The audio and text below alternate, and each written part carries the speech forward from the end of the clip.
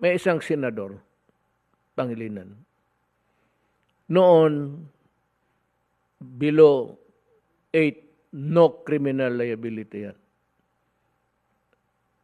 Below 9 rather. I'm sorry, below 9. Above 9, under 12, tignan ng fiscal o ano, if there is really malice or a violent character.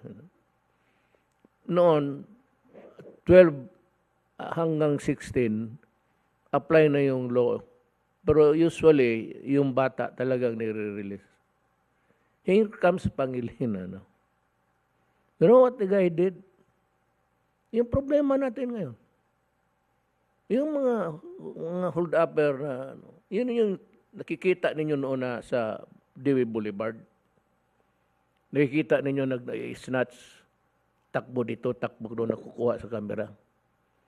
And do you know, I said, why they are so bold to do that, daring? Because they have been previously, sa experience nila, under the Pangilinan law. Hindi ka makulong.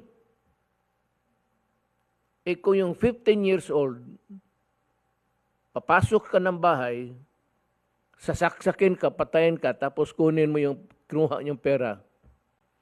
Pagdating doon sa stasyon, sabihin ng pulis, report ng recorded,